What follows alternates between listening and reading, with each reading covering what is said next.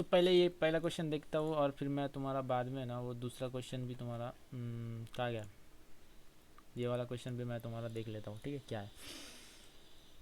तो ये कह रहा है कि दो कार हैं जो simultaneously from the same point in opposite direction, car A toward west and car B move toward east if the speed of car is, अच्छा ठीक है। तो मतलब इन शॉर्ट क्या कहना चाह रहा है, मैं इसको छोटा कर लेता हूँ थोड़ा, ठीक है। कि कार ए जो है एक ही पॉइंट से, हाँ इस पॉइंट से मान लो कार ए जो है इस तरफ जा रहा है और कार बी जो है इस तरफ जा रहा है।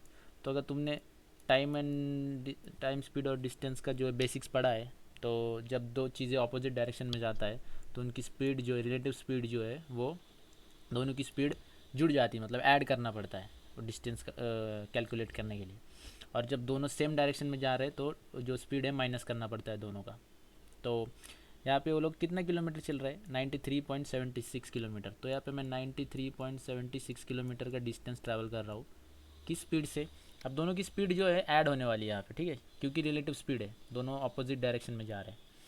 तो यहाँ पे 72.2 किलोमीटर, और अरे इधर पॉइंट नहीं, हाँ 0.2 किलोमीटर प्लस मैं बी का मान लेता हूँ एक्स किलोमीटर है, ठीक है।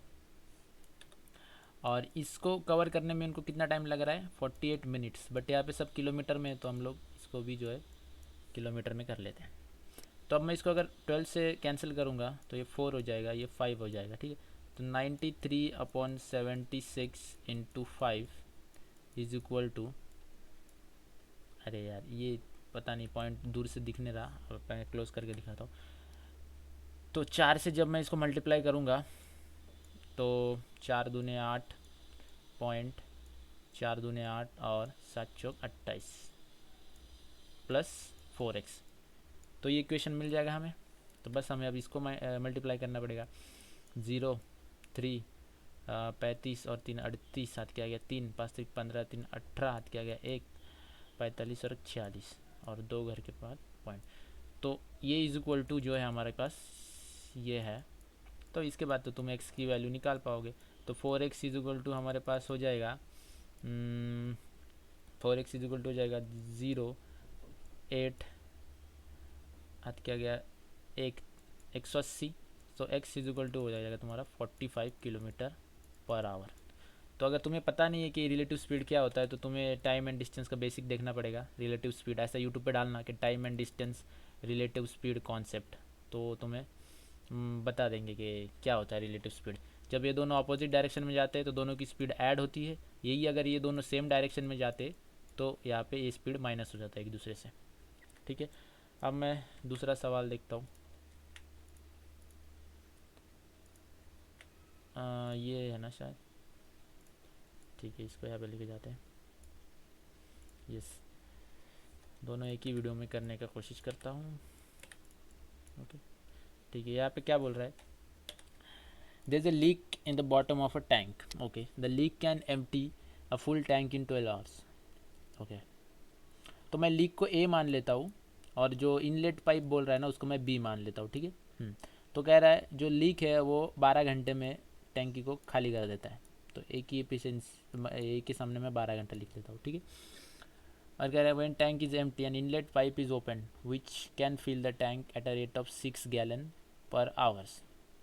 अच्छा, तो बी जो है 6 गैलन, मतलब अब गैलन गैलन यूनिट से हमें क्या ही फ़र्क पड़ता है, लीटर से मान लो इसको, तुम गैलन्स मत मानो, इसको लीटर से मान लो और इसको भी जो ऑप्शन में भी जो लीटर मान लो, ठीक है।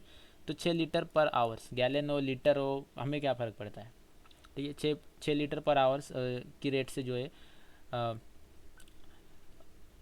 बी जो है भर सकता है एक टैंक को, मतलब 1 घंटे में वो 6 लीटर भर देता है, ठीक है।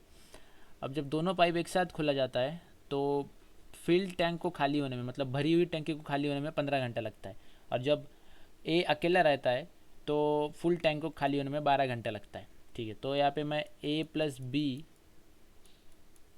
15 लिख सकता हूँ, ठीक है। अब दोनों का मैं एलसीएम ले सकता हूँ, कितना हो जाएगा 60, 15 4 ज़ा ए 5 ज़ा। अच्छा, तो अब जब ए और बी दोनों साथ काम कर रहे हैं तो हमारे पास 4 यूनिट का काम हो रहा है।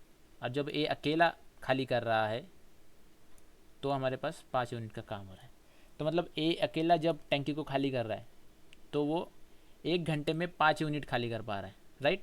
और जब ए और बी दोनों मिल के काम कर रहे हैं तब वो टंकी जो है 1 घंटे में 4 यूनिट खाली हो पा रहा है। मतलब हमारा जो बी है इनलेट पाइप, वो 1 घंटे में 1 यूनिट भर पा रहा है, राइट। जब वो 1 यूनिट भरेगा और ये 5 यूनिट खाली करेगा तो 5 - 1 टोटल 4 यूनिट खाली होगा। तो अगर बी 1 घंटे में 1 यूनिट भर पा रहा है और क्वेश्चन के अकॉर्डिंग हमारे पास क्या दिया है, बी 1 घंटे में 6 लीटर भर पा रहा है, तो 1 यूनिट की वैल्यू 6 लीटर हो जाता है, राइट। अगर बी 1 घंटे में 1 यूनिट भर पा रहा है और क्वेश्चन में कह रहा है कि बी 6 लीटर 1 घंटे में भर पा रहा है, तो हमारे पास जो 1 यूनिट की वैल्यू 6 लीटर आ जाएगी। और जो हमारा 60 जो टोटल हमने एज्यूम किया था, इसको जब हम 6 से मल्टीप्लाई करेंगे तो हमारे पास 360 लीटर की टंकी की कैपेसिटी हो जाएगी। अब अगर तुम्हें चेक करना है तो तुम ऐसे भी चेक कर सकते हो। मान लो 360 लीटर की टंकी है, तो अगर ए अकेला खाली करता तो ए कितने रेट से खाली करता, हाँ, ए कितने रेट से खाली, कितने यूनिट से खाली करता, सो 5 × 6 मतलब 30 के रेट से खाली करता। 30 लीटर 1 घंटे में निकालता वो, क्योंकि उसकी इफिशियंसी कितना है 5 यूनिट, और 1 यूनिट की हमने क्या निकाला 6, तो उसकी इफिशियंसी कितनी हो जाएगी, तो वो 30 लीटर जो है 1 मिनट में निकाल 1 घंटे में निकाल पाएगा।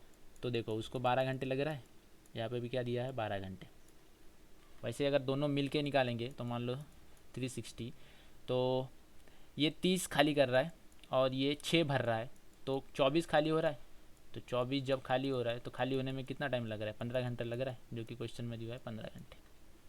तो हमें बस ये देखना था इनकी एफिशिएंसी का डिफरेंस कितना है 1, और उसी डिफरेंस को यहाँ पे 6 बताया है, तो हमें टोटल 360 इतना ही करना था इस पर। और वो कार का भी मैंने तुम्हें बता दिया है, तो अब तुम्हें समझ में आ गया होगा।